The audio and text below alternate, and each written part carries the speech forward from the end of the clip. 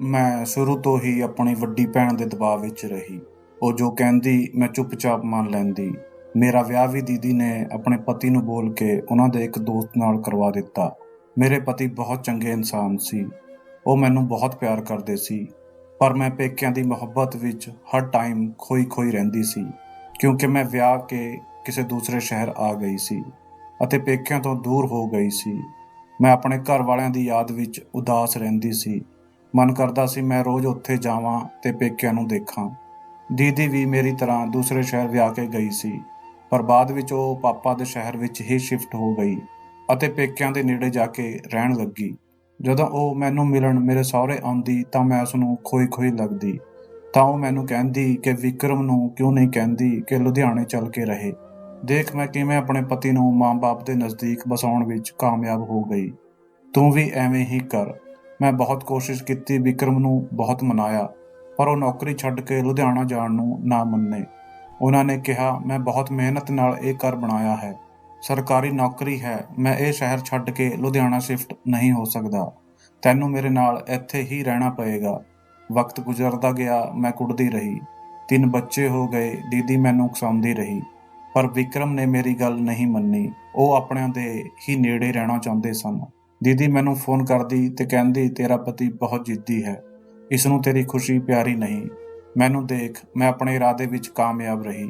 ਮੇਰੇ ਪਤੀ ਨੇ ਮੇਰੀ ਗੱਲ ਮੰਨ ਲਿੱਤੀ ਅਤੇ ਹੁਣ ਮੈਂ ਇੱਥੇ ਲੁਧਿਆਣੇ ਵਿੱਚ ਪੇਕਿਆਂ ਦੇ ਨੇੜੇ ਰਹਿ ਰਹੀ ਹਾਂ ਅਤੇ ਅਸੀਂ ਇੱਥੇ ਬਹੁਤ ਖੁਸ਼ ਹਾਂ। ਦੀਦੀ ਦੀ ਅਜਿਹੀ ਗੱਲਾਂ ਮੈਨੂੰ ਹੋਰ ਉਦਾਸ ਕਰ ਦਿੰਦੀਆਂ ਅਤੇ ਮੈਂ ਕੁਝ ਨਾ ਕਰ ਸਕਦੀ। ਇਸੇ ਤਰ੍ਹਾਂ ਪੇਕਿਆਂ ਦੇ ਨੇੜੇ ਘਰ ਲੈਣ ਦੀ ਤਮੰਨਾ ਵਿੱਚ ਰੋਂਦੇ ਸਿਸਕਦੇ ਟਾਈਮ ਹੋਰ ਬੀਤ ਗਿਆ। ਬੱਚੇ ਵੱਡੇ ਹੋ ਗਏ। ਜਦੋਂ ਕਦੇ ਸਾਲ ਵਿੱਚ ਇੱਕ ਵਾਰ ਪੇਕੇ ਘਰ ਆਉਂਦੀ, ਦੀਦੀ ਨੂੰ ਖੁਸ਼ ਦੇਖ ਕੇ ਦਿਲ ਵਿੱਚ ਹਸਰਤ ਉੱਠਦੀ। ਉਹ ਵੀ ਮਨ ਵਿੱਚ ਦਬੀ ਚਿੰਗਾਰੀ ਨੂੰ ਹੋਰ ਹਵਾ ਦਿੰਦੀ। ਮੈਂ ਵੀ ਫੇਰ ਆਪਣੇ ਦਿਲ ਨੂੰ ਫੜ ਵਾਪਸੀ ਆਪਣੇ ਸਹੁਰੇ ਘਰ ਆ ਜਾਂਦੀ। ਇਸੇ ਦੌਰਾਨ ਮੇਰੇ ਜੇਠ ਆਏ ਅਤੇ ਉਹਨਾਂ ਨੇ ਕਿਹਾ ਸਾਡੇ 3 ਭਰਾਵਾਂ ਦੇ ਬੱਚੇ ਵੱਡੇ ਹੋ ਗਏ ਹਨ, ਕਿਉਂ ਨਾ ਅਸੀਂ ਆਪਣੇ ਬੱਚਿਆਂ ਦੇ ਰਿਸ਼ਤੇ ਕਰ ਦਈਏ।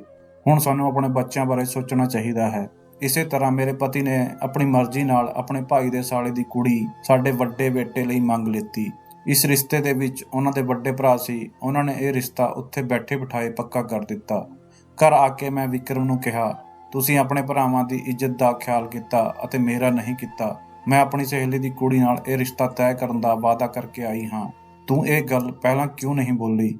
ਜਦੋਂ ਗੱਲ ਪੱਕੀ ਕਰ ਦਿੱਤੀ ਹੁਣ ਬੋਲ ਰਹੀ ਏ। ਪਹਿਲਾਂ ਵੀ ਕਦੇ ਤੂੰ ਅਜਿਹੀ ਗੱਲ ਮੈਨੂੰ ਨਹੀਂ ਬੋਲੀ ਸੀ ਅਤੇ ਕੱਲ ਵੀ ਮੈਂ ਰਿਸ਼ਤਾ ਤੈਅ ਕਰਦੇ ਟਾਈਮ ਤੈਨੂੰ ਪੁੱਛਿਆ ਸੀ, ਤੂੰ ਉੱਥੇ ਚੁੱਪ ਰਹੀ।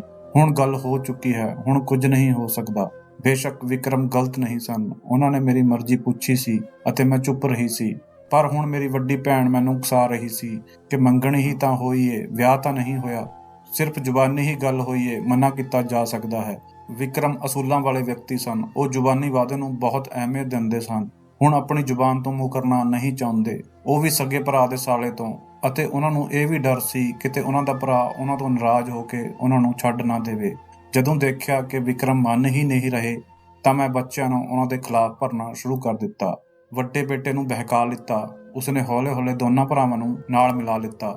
ਉਹਨਾਂ ਨੇ ਆਪਣੇ ਪਾਪਾ ਨੂੰ ਪਰੇਸ਼ਾਨ ਕਰਨਾ ਸ਼ੁਰੂ ਕਰ ਦਿੱਤਾ। ਵਿਕਰਮ ਬਹੁਤ ਪਰੇਸ਼ਾਨ ਰਹਿਣ ਲੱਗੇ।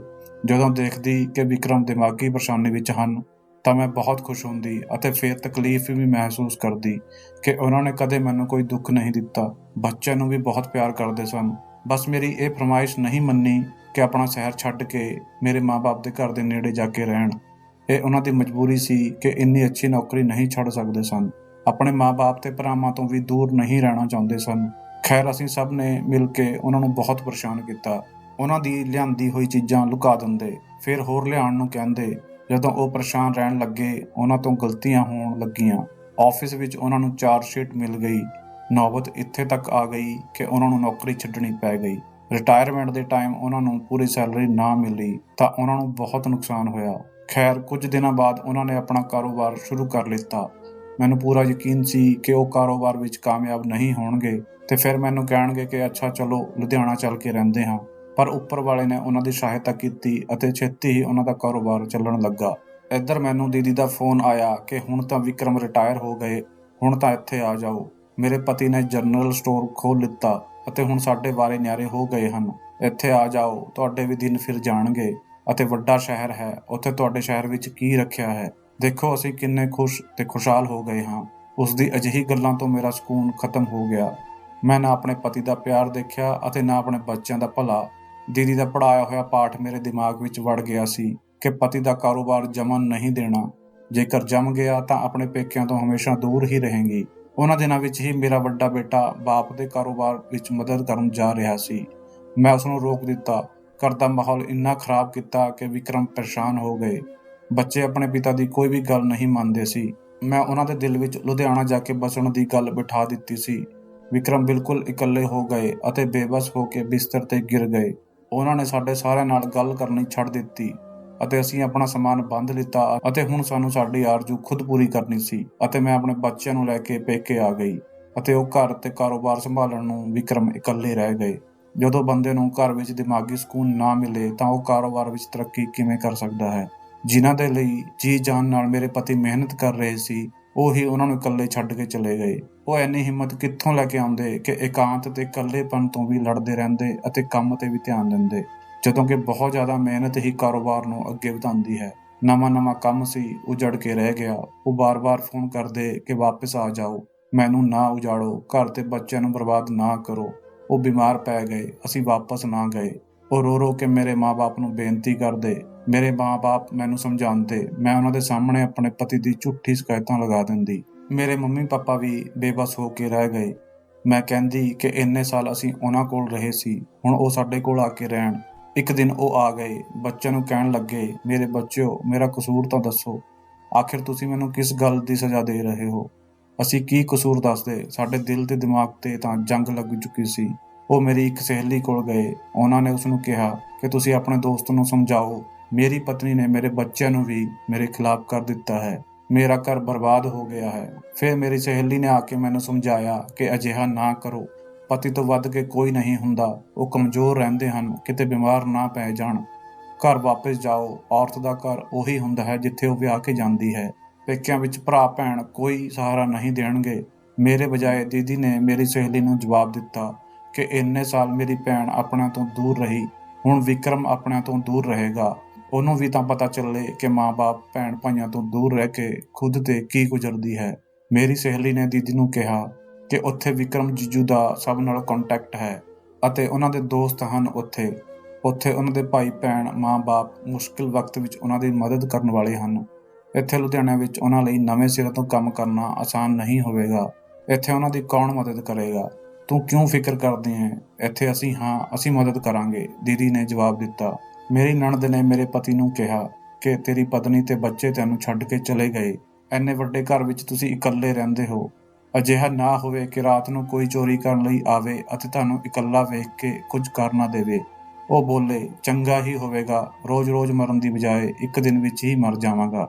ਇੱਕ ਦਿਨ ਅਚਾਨਕ ਹੀ ਮੇਰੇ ਛੋਟੇ ਦਿਓਰ ਦੀ ਮੌਤ ਹੋ ਗਈ। ਮੈਂ ਆਪਣੇ ਬੱਚਿਆਂ ਦੇ ਨਾਲ ਆਪਣੇ ਸਹੁਰੇ ਘਰ ਵਾਪਸ ਚਲੀ ਗਈ। ਘਰ ਆਉਣ ਜਾਣ ਵਾਲੀਆਂ ਔਰਤਾਂ ਨੇ ਮੈਨੂੰ ਪੁੱਛਿਆ, ਤੂੰ ਆਪਣਾ ਘਰ ਛੱਡ ਕੇ ਕਿਉਂ ਚਲੀ ਗਈ? ਤਾਂ ਮੈਂ ਸਭ ਨੂੰ ਆਪਣੇ ਪਤੀ ਦੀ ਝੂਠੀ ਸ਼ਿਕਾਇਤ ਕੀਤੀ। ਉਹਨਾਂ ਔਰਤਾਂ ਨੇ ਵਿਕਰਮ ਨੂੰ ਬੁਰਾ ਸਮਝਣ ਦੀ ਬਜਾਏ ਮੈਨੂੰ ਹੀ ਗਲਤ ਸਮਝਿਆ ਅਤੇ ਮੈਨੂੰ ਕਿਹਾ, ਤੂੰ ਮੰਨ ਜਾ, ਆਪਣੇ ਪਤੀ ਨੂੰ ਦੋਸ਼ ਨਾ ਦੇ, ਕਿਉਂਕਿ ਇੰਨੇ ਸਾਲ ਤੇਰੇ ਪਤੀ ਨੇ ਤੇਰਾ ਖਿਆਲ ਰੱਖਿਆ ਹੈ, ਇੰਨਾ ਚੰਗਾ ਘਰ ਬਣਾਇਆ ਹੈ, ਮਿਹਨਤ ਕੀਤੀ ਹੈ, ਪੈਸਾ ਕਮਾਇਆ ਹੈ। ਹੁਣ ਇਸ ਉਮਰ ਵਿੱਚ ਇਕੱਲੇ ਛੱਡਣਾ ਠੀਕ ਨਹੀਂ ਹੈ। ਮੇਰੇ ਪਤੀ ਅੰਦਰ ਆਏ। ਮੈਂ ਸਾਹਮਣੇ ਬੈਠੀ ਸੀ। ਉਹ ਰੋ ਰਹੇ ਸੀ। ਉਹਨਾਂ ਨੇ ਮੇਰਾ ਹੱਥ ਫੜ ਲਿਆ। ਮੈਂ ਉਹਨਾਂ ਨੂੰ ਤਸੱਲੀ ਦਿੱਤੀ। ਉਹ ਬੋਲੇ, ਬਸ ਇਹੀ ਜ਼ਿੰਦਗੀ ਦੀ ਹਕੀਕਤ ਹੈ। ਇਹ ਜ਼ਿੰਦਗੀ 2-4 ਦਿਨ ਦੀ ਹੈ। ਅਸੀਂ ਅੱਜ ਹਾਂ, ਕੱਲ੍ਹ ਨਹੀਂ। ਅਸੀਂ ਵੱਡੇ ਭਰਾ ਮੌਜੂਦ ਹਾਂ ਅਤੇ ਸਾਡਾ ਛੋਟਾ ਭਾਈ ਸਾਨੂੰ ਛੱਡ ਕੇ ਚਲਾ ਗਿਆ। ਕੱਲ੍ਹ ਦਾ ਕੋਈ ਭਰੋਸਾ ਨਹੀਂ। ਬਸ ਆਪਣੀ ਜਿੱਦ ਖਤਮ ਕਰ ਅਤੇ ਇੱਥੇ ਹੀ ਰਹਿ। ਇੰਨੇ ਸਾਲਾਂ ਦੀ ਬੇਰੁਖੀ ਅਤੇ ਜੁਦਾਈ ਅਸੀਂ ਖਤਮ ਕਰ ਦਿੱਤੀ ਅਤੇ ਮੈਂ ਵਾਪਸ ਆਪਣੇ ਪੇਕੇ ਘਰ ਨਹੀਂ ਗਈ। ਅਗਲੇ ਦਿਨ ਵਿਕਰਮ ਨੂੰ ਬੁਖਾਰ ਹੋ ਗਿਆ। ਭਾਈ ਦੇ ਅੰਤਿਮ ਸੰਸਕਾਰ ਵਿੱਚ ਬਹੁਤ ਭੱਜ ਦੌੜ ਕੀਤੀ ਸੀ। ਦਿਲ ਵਿੱਚ ਦਰਦ ਦੀ ਸ਼ਿਕਾਇਤ ਕੀਤੀ ਅਤੇ ਲੇਟ ਗਏ। 3 ਦਿਨ ਐਵੇਂ ਹੀ ਬੇਸੁੱਧ ਪਏ ਰਹੇ। ਬੁਖਾਰ ਵੀ ਹੋ ਗਿਆ ਸੀ। ਵੱਡਾ ਬੇਟਾ ਜਾ ਕੇ ਬੁਖਾਰ ਦੀ ਦਵਾਈ ਲੈ ਆਇਆ। ਬੱਚੇ ਮੇਰੇ ਕੋਲ ਦੂਸਰੇ ਕਮਰੇ ਵਿੱਚ ਬੈਠੇ ਸਨ ਅਤੇ ਵਿਕਰਮ ਇਕੱਲੇ ਕਮਰੇ ਵਿੱਚ ਪਏ ਰਹੇ ਅਤੇ ਅਸੀਂ ਖਾ ਪੀ ਕੇ ਸੌਂ ਗਏ। ਅਚਾਨਕ ਪਤਾ ਨਹੀਂ ਕੀ ਹੋਇਆ, ਉਹ ਸਵੇਰੇ ਉੱਠ ਗਏ ਅਤੇ ਰਾਤ ਵਾਲੇ ਕੱਪੜਿਆਂ ਵਿੱਚ ਇੰਝ ਹੀ ਘਰ ਤੋਂ ਨਿਕਲ ਗਏ। ਜੇਬ ਵਿੱਚ ਪਰਸ ਵੀ ਨਾ ਰੱਖਿਆ। ਇਸ ਦਿਨ ਬਹੁਤ ਸਰਦੀ ਸੀ ਅਤੇ ਬਾਰਿਸ਼ ਵੀ ਸ਼ੁਰੂ ਹੋ ਗਈ ਸੀ। ਅਸੀਂ ਸੋਚਿਆ ਵੀ ਨਹੀਂ ਸੀ ਕਿ ਸਰਦੀ ਵਿੱਚ ਬਾਰਿਸ਼ ਵੀ ਹੋ ਸਕਦੀ ਹੈ। ਉਹਨਾਂ ਨੂੰ ਬੁਖਾਰ ਵੀ ਹੋ ਰਿਹਾ ਸੀ ਅਤੇ ਕੋਈ ਵੀ ਉਹਨਾਂ ਦੇ ਪਿੱਛੇ ਉਹਨਾਂ ਦੀ ਤਲਾਸ਼ ਵਿੱਚ ਨਾ ਗਿਆ। ਅਸੀਂ ਸੋਚਿਆ ਕਿ ਖੁਦ ਹੀ ਆ ਜਾਣਗੇ। ਸ਼ਾਇਦ ਦਵਾਈ ਲੈਣ ਗਏ ਹੋਣਗੇ, ਪਰ ਉਹ ਰਾਤ ਤੱਕ ਨਾ ਆਏ। ਰਾਤ ਨੂੰ 11 ਵਜੇ ਫੋਨ ਆਇਆ ਕਿ ਅਣਜਾਣ ਰਸਤੇ ਵਿੱਚ ਕਿਤੇ ਗਿਰ ਗਏ ਸਨ। ਕੋਈ ਅਜਨਬੀ ਉਹਨਾਂ ਨੂੰ ਹਸਪਤਾਲ ਲੈ ਗਿਆ। ਉਹ ਅਜੇ ਤੱਕ ਬੇਹੋਸ਼ ਹੀ ਸਨ। ਕਿਸੇ ਜਾਣਕਾਰ ਨੇ ਸਾਨੂੰ ਦੱਸਿਆ ਕਿ ਉਸਦੀ ਨਜ਼ਰ ਵਿਕਰਮ ਤੇ ਪੈ ਗਈ। ਉਸਨੇ ਵਿਕਰਮ ਨੂੰ ਪਹਿਚਾਣ ਲਿਆ ਅਤੇ ਸਾਨੂੰ ਫੋਨ ਕੀਤਾ। ਉਸਨੇ ਹੀ ਸਾਨੂੰ ਹਸਪਤਾਲ ਦਾ ਨਾਂ ਅਤੇ ਪਤਾ ਦੱਸਿਆ। ਸਾਰੀ ਰਾਤ ਮੈਂ ਅਤੇ ਮੇਰਾ ਵੱਡਾ ਬੇਟਾ ਹਸਪਤਾਲ ਵਿੱਚ ਹੀ ਰਹੇ। ਸ਼ਰਮ ਦੇ ਮਾਰੇ ਮੈਂ ਉਹਨਾਂ ਦੇ ਵੱਡੇ ਭਰਾ ਨੂੰ ਕੋਈ ਖਬਰ ਨਾ ਦਿੱਤੀ। ਸਵੇਰੇ ਅਸੀਂ ਉਹਨਾਂ ਨੂੰ ਦੱਸਿਆ ਅਤੇ ਉਹ ਦੌੜੇ ਚਲੇ ਆਏ। ਅਸੀਂ ਵਿਕਰਮ ਨੂੰ ਹਸਪਤਾਲ ਤੋਂ ਘਰ ਲੈ ਆਏ। ਮੇਰੀਆਂ ਨਣਦਾਂ ਅਤੇ ਭਾਬੀਆਂ ਵੀ ਆ ਗਈਆਂ। ਸ਼ਰਮ ਦੇ ਮਾਰੇ ਮੈਂ ਚੁੱਪ ਸੀ। ਕੀ ਕਹਿੰਦੀ? ਬਸ ਪਰਮਾਤਮਾ ਨੂੰ ਅਰਦਾਸ ਕਰਦੀ ਰਹੀ ਕਿ ਇਹ ਠੀਕ ਹੋ ਜਾਣ, ਨਹੀਂ ਤਾਂ ਸਹੁਰੇ ਘਰ ਵਾਲਿਆਂ ਨੂੰ ਕੀ ਜਵਾਬ ਦੇਵਾਂਗੀ। ਉਹ ਹੋਸ਼ ਵਿੱਚ ਆ ਗਏ ਅਤੇ ਅਜੀਬੋ-ਗਰੀਬ ਗੱਲਾਂ ਕਰਨ ਲੱਗੇ। ਉਹਨਾਂ ਦੇ ਦਿਮਾਗ 'ਤੇ ਅਸਰ ਹੋ ਗਿਆ ਸੀ। ਉਹ ਮੈਨੂੰ ਅਤੇ ਬੱਚਿਆਂ ਨੂੰ ਪਹਿਚਾਣ ਨਹੀਂ ਰਹੇ ਸਨ। ਉਹਨਾਂ ਨੇ ਕਿਹਾ, ਤੁਸੀਂ ਕੌਣ ਹੋ? ਹੁਣ ਅਸੀਂ ਪਰੇਸ਼ਾਨ ਸੀ, ਕਿਉਂਕਿ ਅਜਿਹੀ ਦਿਮਾਗੀ ਹਾਲਤ ਵਿੱਚ ਵਿਕਰਮ ਨੂੰ ਸੰਭਾਲਣਾ ਬਹੁਤ ਮੁਸ਼ਕਿਲ ਕੰਮ ਸੀ। ਉਹਨਾਂ ਦੇ ਵੱਡੇ ਭਰਾ ਸਾਡੀ ਪਰੇਸ਼ਾਨੀ ਨੂੰ ਸਮਝ ਗਏ ਅਤੇ ਉਹਨਾਂ ਨੂੰ ਆਪਣੇ ਘਰ ਲੈ ਗਏ। ਉਹਨਾਂ ਨੇ ਕਿਹਾ, ਮੈਂ ਆਪਣੇ ਭਾਈ ਦਾ ਖੁਦ ਖਿਆਲ ਰੱਖਾਂਗਾ, ਤੁਸੀਂ ਨਹੀਂ ਰੱਖ ਸਕਦੇ। ਵਿਕਰਮ ਉੱਥੇ ਕੁਝ ਦਿਨ ਰਹਿ ਕੇ ਇਸ ਦੁਨੀਆ ਤੋਂ ਚਲੇ ਗਏ। ਹੁਣ ਸਾਨੂੰ ਅਹਿਸਾਸ ਹੋਇਆ ਕਿ ਸਾਡੇ ਤੋਂ ਕਿੰਨਾ ਵੱਡਾ ਜ਼ੁਲਮ ਹੋਇਆ ਹੈ। ਉਹੀ ਘਰ ਜਿੱਥੇ ਰਹਿਣ ਤੋਂ ਮੈਂ ਭੱਜ ਰਹੀ ਸੀ, ਉਸਨੇ ਹੀ ਮੈਨੂੰ ਅਤੇ ਮੇਰੇ ਬੱਚਿਆਂ ਨੂੰ ਆਸਰਾ ਦਿੱਤਾ। ਪੇਕੇ ਵਾਲਿਆਂ ਨੇ ਕੋਈ ਸਹਾਰਾ ਨਹੀਂ ਦਿੱਤਾ। ਮੇਰੇ ਜੇਠ ਨੇ ਕਿਹਾ, ਤੁਸੀਂ ਆਪਣਾ ਘਰ ਛੱਡ ਕੇ ਨਾ ਜਾਓ। ਮੈਂ ਪੇਕੇ ਘਰ ਰਹਿ ਕੇ ਵੀ ਦੇਖ ਲਿਆ ਸੀ, ਉੱਥੇ ਵੀ 4 ਦਿਨ ਦੀ ਚਾਂਦਨੀ ਸੀ। ਹੁਣ ਕੋਈ ਇਸ ਡਰ ਕਰਕੇ ਨਾਲ ਚੱਲਣ ਨੂੰ ਨਹੀਂ ਕਹਿ ਰਿਹਾ ਸੀ ਕਿ 4 ਜੀਆਂ ਦਾ ਇਹ ਟੱਬਰ ਕੌਣ ਰੱਖੇਗਾ, ਬੱਚਿਆਂ ਦੇ ਵਿਆਹ ਦੀ ਜ਼ਿੰਮੇਵਾਰੀ ਕੌਣ ਲਵੇਗਾ। ਭਾਈ ਚੁੱਪ ਸੀ ਤੇ ਭਾਬੀ ਮੈਨੂੰ ਲੈਕਚਰ ਦਿੰਦੀ ਕਿ ਜੋ ਇੱਜ਼ਤ ਆਪਣੇ ਬਾਪ ਦੇ ਘਰ ਵਿੱਚ ਰਹਿ ਕੇ ਬੱਚਿਆਂ ਨੂੰ ਮਿਲਦੀ ਹੈ, ਉਹ ਹੋਰ ਕਿਤੇ ਨਹੀਂ ਮਿਲਦੀ। ਵਿਕਰਮ ਕੁਝ ਜਮ੍ਹਾਂ ਪੂੰਜੀ ਛੱਡ ਕੇ ਗਏ ਸੀ, ਉਹੀ ਸਾਡੇ ਕੰਮ ਆਈ, ਪਰ ਇਹ ਪੈਸੇ ਵੀ ਹੌਲੀ-ਹੌਲੀ ਖਤਮ ਹੋ ਗਏ। ਮੇਰੀ ਦੀਦੀ ਜੋ ਕਹਿੰਦੀ ਸੀ ਅਸੀਂ ਮਦਦ ਕਰਾਂਗੇ, ਉਹ ਸਭ ਕਹਿਣ ਦੀਆਂ ਗੱਲਾਂ ਸਨ। ਕੁਝ ਦਿਨ ਮੇਰੇ ਕੋਲ ਰਹਿ ਕੇ ਚਲੀ ਗਈ ਅਤੇ ਦੁਬਾਰਾ ਨਾ ਆਈ।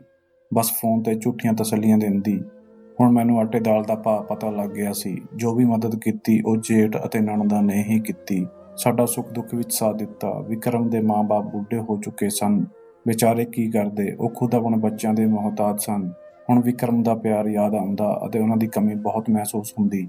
ਬੱਚਿਆਂ ਨੂੰ ਵੀ ਅਕਲ ਆ ਗਈ। ਆਪਣੇ ਪਾਪਾ ਨੂੰ ਯਾਦ ਕਰਕੇ ਰੋਂਦੇ, ਜਿਸਨੇ ਐਸ਼ ਕਰਾਈ, ਖੁਦ ਮਿਹਨਤ ਕੀਤੀ, ਸਾਰੀ ਉਮਰ ਸਾਡਾ ਖਿਆਲ ਰੱਖਿਆ। ਹੁਣ ਪੇਕੇ ਘਰ ਵਾਲੇ ਵੀ ਨਹੀਂ ਪੁੱਛਦੇ ਸਨ। ਜੇਠ ਨੇ ਫਿਰ ਵੀ ਸਾਡਾ ਬਹੁਤ ਸਾਥ ਦਿੱਤਾ। ਮੇਰੇ ਸੱਸ ਸਹੁਰੇ ਜੋ ਜੇਠ ਦੇ ਘਰ ਵਿੱਚ ਰਹਿੰਦੇ ਸਨ, ਮੇਰੇ ਕੋਲ ਆ ਗਏ ਤਾਂ ਕਿ ਮੈਂ ਇਕੱਲੀ ਨਾ ਰਹਾਂ। ਹੁਣ ਸੋਚਦੀ ਸੀ ਕਿ ਜਿਸ ਦੇ ਲਈ ਘਰ-ਬਾਰ ਪਤੀ ਛੱਡਿਆ, ਬੁਰੇ ਵਕਤ ਵਿੱਚ ਉਹਨਾਂ ਨੇ ਹੀ ਮੈਨੂੰ ਛੱਡ ਦਿੱਤਾ। ਕੀ ਦੱਸਾਂ ਦਿਲ ਤੇ ਕੀ ਗੁਜ਼ਰਦੀ, ਮੇਰੇ ਤੋਂ ਬਹੁਤ ਵੱਡੀ ਭੁੱਲ ਹੋ ਗਈ। ਐਨੇ ਚੰਗੇ ਪਤੀ ਦਾ ਦਿਲ ਦੁਖਾ ਕੇ ਅਤੇ ਭੈਣ ਦੀਆਂ ਗੱਲਾਂ ਵਿੱਚ ਆ ਕੇ ਆਪਣੇ ਜੀਵਨ ਸਾਥੀ ਦਾ ਸਾਥ ਛੱਡਿਆ। ਮੇਰੇ ਬੱਚਿਆਂ ਦੇ ਹਮਦਰਦ ਸਿਰਫ ਵਿਕਰਮ ਹੀ ਸਨ। ਹੁਣ ਮੈਂ ਸਭ ਨੂੰ ਕਹਿੰਦੀ ਹਾਂ, ਚੰਗਾ ਪਤੀ ਮਿਲੇ ਤਾਂ ਉਸਦੀ ਕਦਰ ਕਰਨੀ ਚਾਹੀਦੀ ਹੈ। ਪਤੀ ਦੇ ਸਿਵਾ ਸਾਰੇ ਝੂਠੇ ਹੁੰਦੇ ਹਨ। ਭੈਣ ਹੋਵੇ ਜਾਂ ਭਾਈ, ਬੁਰੇ ਸਮੇਂ ਵਿੱਚ ਕੋਈ ਕਿਸੇ ਦਾ ਸਾਥ ਨਹੀਂ ਦਿੰਦਾ। ਕਿਉਂ ਦੋਸਤੋ, ਸਹੀ ਕਿਹਾ ਨਾ ਮੈਂ? ਆਪਣੀ ਰਾਏ ਇਸ ਕਹਾਣੀ ਦੇ ਬਾਰੇ ਵਿੱਚ ਕਮੈਂਟ ਕਰਕੇ ਸਾਨੂੰ ਜ਼ਰੂਰ ਦੱਸਿਓ। ਵੀਡੀਓ ਨੂੰ ਲਾਈਕ ਕਰਕੇ ਚੈਨਲ ਨੂੰ ਸਬਸਕ੍ਰਾਈਬ ਕਰ ਲਿਓ ਅਤੇ ਮੈਨੂੰ ਦਿਓ ਅਗਲੀ ਵੀਡੀਓ ਤੱਕ ਇਜਾਜ਼ਤ। ਤਦ ਤੱਕ ਲਈ ਧੰਨਵਾਦ।